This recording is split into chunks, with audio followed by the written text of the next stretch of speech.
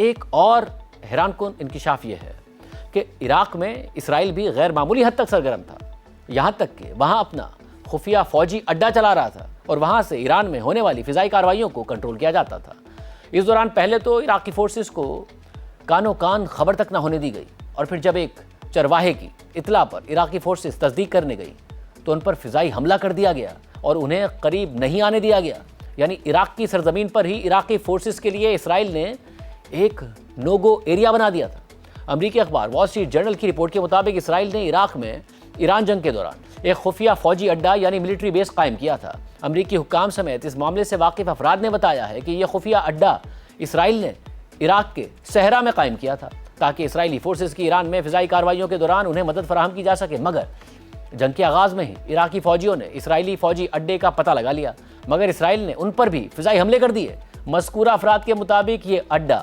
اسرائیل کی special forces اور search and rescue teams کے لیے قائم کیا گیا تھا۔ ساتھ ہی یہ خفیہ ملٹری بیس اسرائیلی ایئر فورس کے لیے ایک لاجسٹک ہب کے طور پر کام کرتا تھا، اور اسرائیل نے اسے جنگ شروع ہونے سے بالکل پہلے تعمیر کیا تھا، اور اس کی معلومات امریکہ کو بھی تھیں۔ اسرائیل کے اس خفیہ فوجی اڈے یا ملٹری بیس پر اسرائیلی فضائیہ کی اسپیشل فورسز اور سرچ اینڈ ریسکیو ٹیمز تعینات تھیں تاکہ اگر ایران میں کوئی اسرائیلی فائٹر جیٹ یا پائلٹ مار گرایا جائے تو فوری طور پر ہنگامی ریسکیو مشن شروع کیا جا سکے، یا پھر دشمن کے علاقے میں جا کر کمانڈو آپریشن کرنے کی تربیت رکھنے والی اسپیشل فورسز سے کام لیا جا سکے۔ لیکن ایسا کوئی واقعہ پیش نہیں آیا۔ اس معاملے سے واقف افراد میں سے ایک نے بتایا کہ جب امریکی F-15 طیارہ ایران کے شہر اصفہان کے قریب مار گرایا گیا تھا تو اسرائیلی فورسز نے امریکہ کو مدد کی پیشکش کی تھی، لیکن امریکی فورسز نے خود ہی اپنے دونوں آفیسرز کو بچا لیا۔ تاہم امریکہ کے اس ریسکیو آپریشن کو محفوظ بنانے کے لیے اسرائیلی فورسز نے ایران پر ایئر اسٹرائکس کی تھیں۔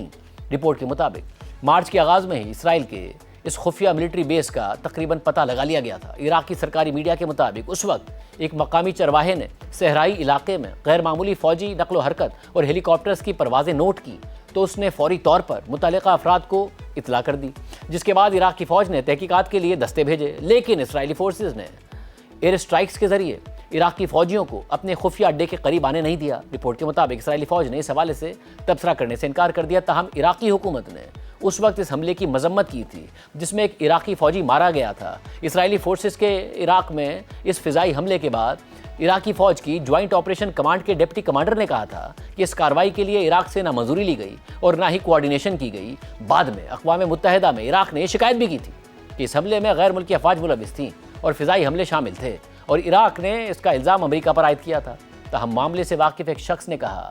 کہ امریکہ اس حملے میں ملوث نہیں تھا۔ مارچ کے آغاز میں ہونے والی یہ جھڑپ عراقی اور عرب میڈیا میں بہت زیادہ رپورٹ ہوئی تھی۔ چرواہے کی ابتدائی اطلاع کے بعد عراقی فوجی بختر بند گاڑیوں میں صبح سویرے مذکورہ صحرائی علاقے کی طرف نکل پڑے۔ عراقی فوج کے ایک کمانڈر کے مطابق عراقی فورسز کے اس گروپ پر شدید فائرنگ ہوئی جس سے ایک فوجی مارا گیا، 2 زخمی ہو گئے، جس کے بعد عراقی حکام نے اس علاقے کی طرف کاؤنٹر ٹیررزم سروس کے 2 یونٹس بھی روانہ کر دیے تاکہ سرچ آپریشن کو تیز کیا جا سکے۔ یہ وہ ادارہ ہے جس نے عراق سے داعش کو نکالنے میں اہم کردار ادا کیا تھا۔ عراق کی کاؤنٹر ٹیررزم سروس کے ان دونوں یونٹس نے اپنے مشن کے دوران یہ شواہد حاصل کر لیے کہ صحرائی علاقے میں فوجی دستے موجود ہیں۔ عراقی فوج کی جوائنٹ آپریشن کمانڈ کے ڈپٹی کمانڈر نے اس وقت میڈیا کو بتایا تھا کہ ایسا لگتا ہے کہ عراقی فورسز پر فضائی حملے سے پہلے زمین پر ایک ایسی مخصوص فورس موجود تھی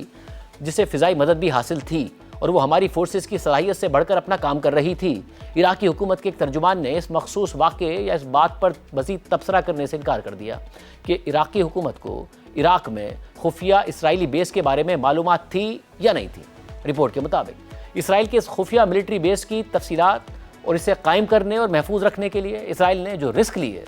اسے یہ بات سمجھنے میں مدد ملتی ہے کہ اسرائیل نے اپنی سرحدوں سے تقریباً 1000 میل دور موجود اپنے دشمن یعنی ایران کے خلاف کیسے فضائی جنگ لڑی۔ عراق میں موجود اس بیس نے اسرائیلی فورسز کو میدان جنگ کے قریب پہنچنے میں مدد دی۔ اسرائیلی فضائیہ نے 5 ہفتوں کی جنگ کے دوران ایران میں اپنے اہداف پر ہزاروں فضائی حملے کیے، جبکہ سیکیورٹی ماہرین کہتے ہیں کہ امریکی افواج اکثر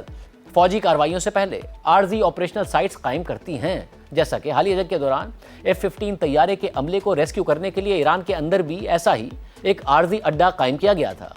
ہورائزن انگیج نامی اسٹریٹجک ایڈوائزری فرم کے ریسرچ ہیڈ مائیکل نائٹس کا کہنا ہے کہ جنگی حالات یا خصوصی آپریشن کے دوران ایسے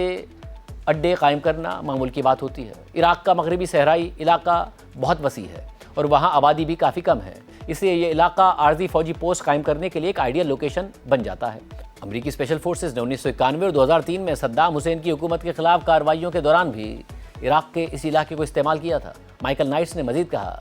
کہ عراق کی صحرا میں رہنے والے لوگ سالوں سے غیر معمولی حالات دیکھتے آئے ہیں، جن میں داعش جیسے دہشت گرد گروپ سے لے کر اسپیشل آپریشنز کرنے والی ٹیمز کی کارروائیاں شامل ہیں۔ ان صحرائی علاقوں میں رہنے والے افراد نے اس سب سے دور رہنا سیکھ لیا ہے۔